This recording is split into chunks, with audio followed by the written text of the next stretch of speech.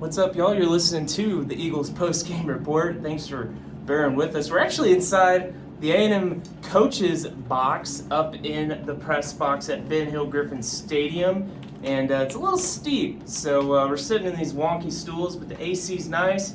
And how about that win over Florida? That probably felt pretty nice for the Aggies tonight. Well, it's been a long time coming.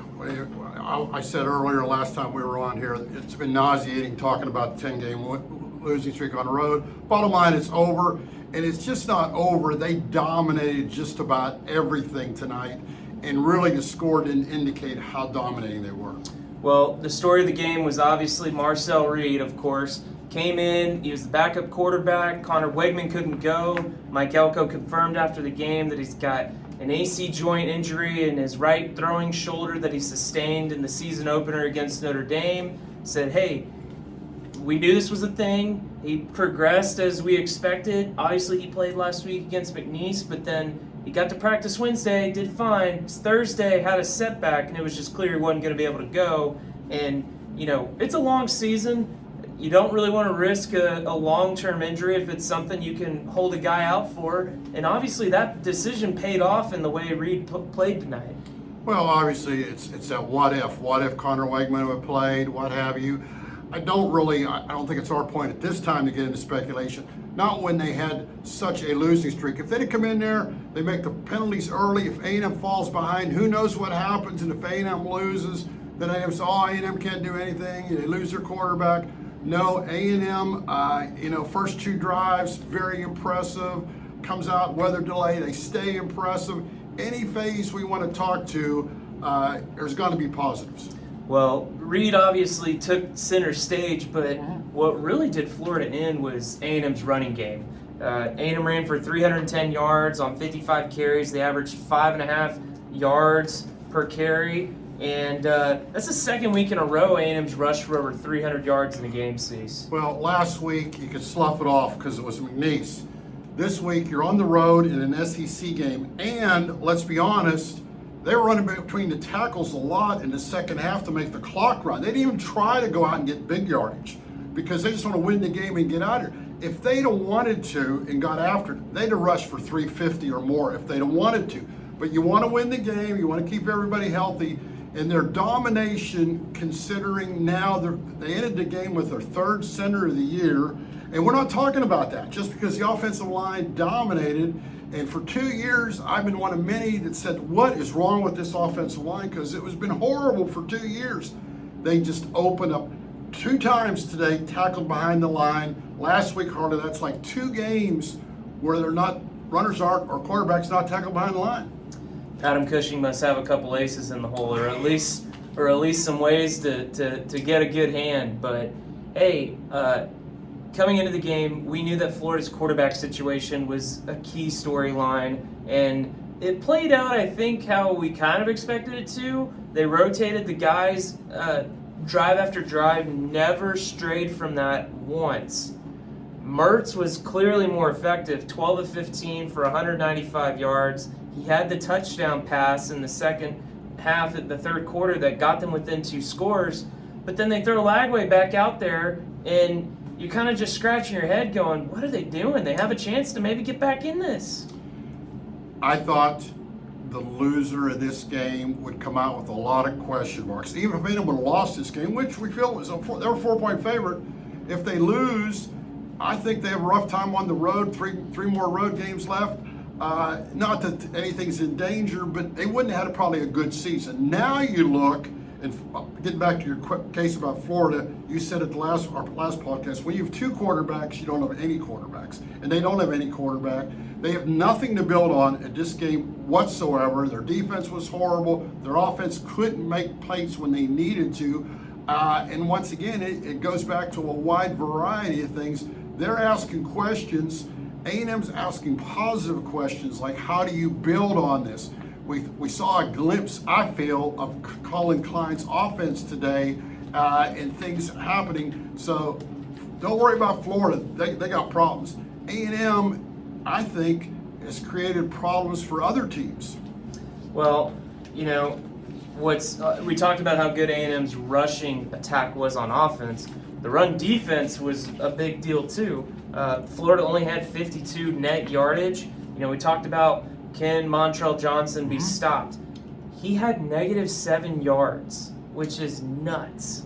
I guarantee you, they showed those guys the film of 2 years ago when he rushed for 100 yards at Kyle Field.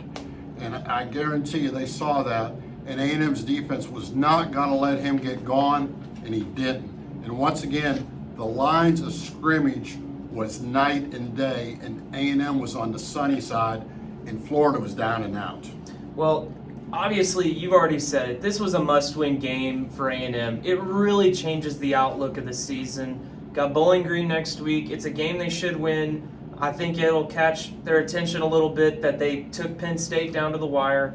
Arkansas struggled with UAB today. Missouri didn't look that great against Boston College. LSU, they've got some flaws.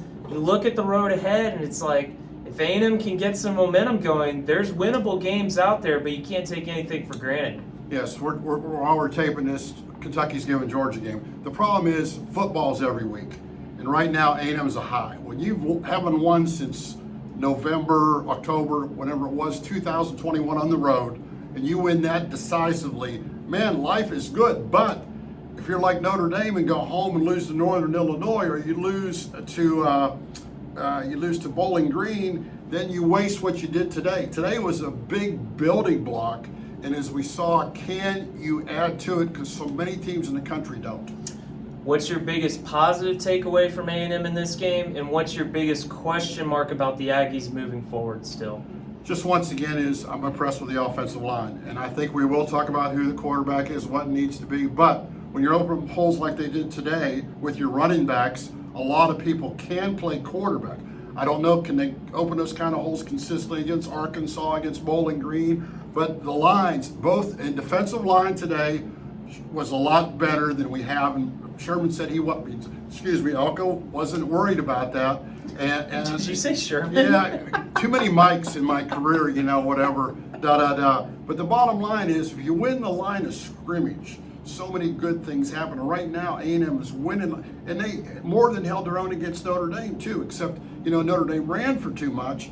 But line of scrimmage, my biggest question mark going forward, they can't keep losing people. They lost a couple linemen, and we understand that maybe it's not that bad for the Utah transfer that's center, and you hope not, because I don't care how deep you are. You start losing 2-3 guys a week, the SEC can be brutal. Especially on an offensive line that had question marks coming into this season. And let's be honest, Shanahan had a really bad penalty that almost really messed up that 99-yard touchdown drive. A&M kind of got bailed out on a holding call later that gave them an automatic first down when they were at, 2nd and 31? 35. Yeah, exactly. And so they convert that. Penalties and missed field goals, I think, for me, is something. A&M left a lot out there to be desired. They could have won this game 50-20. They should have scored on 7 out of 8 possessions, but they didn't because they missed 2 field goals. And let's be honest, they purposely went for field goals because I said they didn't press it. They could have got touchdowns if they wanted them, but Bond's got to make those. It should be 6 more points, and they still should have scored more points. The good thing is, we've seen from the past, even though it's been a short sample size, Elko will get their attention because there was a lot of mistakes made. They want a blowout, and he's going to show the stupid penalties. He's going to show the team starting with 2 penalties where it's 2nd and 21, and Reed's got to make a couple plays with his feet.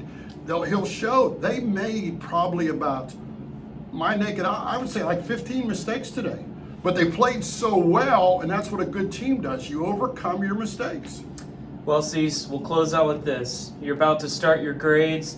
How do you think you're going to rate A&M's overall performance today? Well, I think I might give them an A-, whatever. I don't like all the, really for such a blowout, and you could say, well, how can you do this? They made too many little mistakes that he needs to work on. So as a teacher, I had a rough time giving you a solid A when you made all those mistakes. You can't make a stupid penalty when you're in the red zone, things like that. And Reed did throw one bad pass. I couldn't tell if it was him or the receiver, and that could have been an interception. Yeah. That would have taken points off. And even though they won, got to remember, as I put my comment, you got to remember they still played Florida. Florida might be one of the bottom 3 teams in the SEC. And I know it was on the road, but just remember that you did not beat Georgia or Alabama. Well, hey, that's going to do it for us here from the Swamp. Be sure to check theeagle.com for all of our coverage from tonight's game. And we'll be back next week with more content on Texas A&M football. Thanks, y'all.